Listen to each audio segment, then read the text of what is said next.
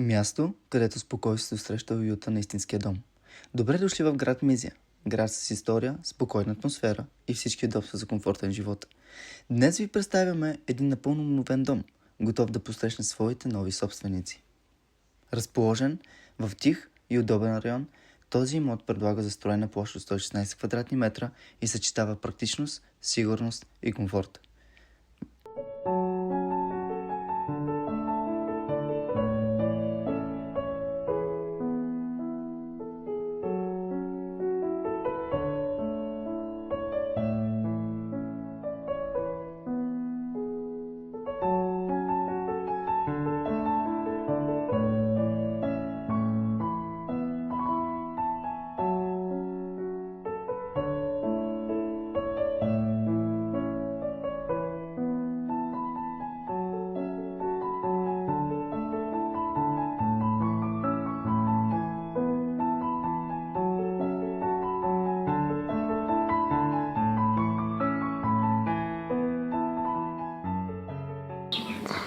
Здравейте, казвам се Дейвид Георгиев.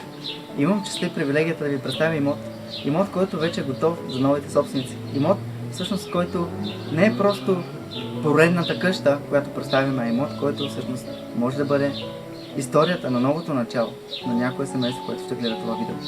Имотът всъщност се състои от 2 стаи, кухненска трапезария, килер, както между другото имаме баня, туалетна, тераса, която е обособена отново с кухненски бокс и е доста интересно, което ще видите. И между другото, нещата, които също са тук, са застроена площ от 116 квадратни метра. Имаме 2 септични ями, от която едната е чисто нова. Една шахта, както между другото имаме и кладенец, който е с електрическа помпа, тъй като имота е с самозахранваща се вода. Нещо, което всъщност допълнително към него е, че имаме гараж, имаме между другото изградена инсталация, парна инсталация, която всъщност все още не е включена, но чака новите собственици да го направят. Мазе, както и 24 часа видеонаблюдение и сигурност за вашия дом. Ще добавя една бърза скоба. Районното на град Мизия е на по-малко от 1 минута на кръстовището на самата къща. Каква по-голяма сигурност? Запознайте се с имота на това видео представяне.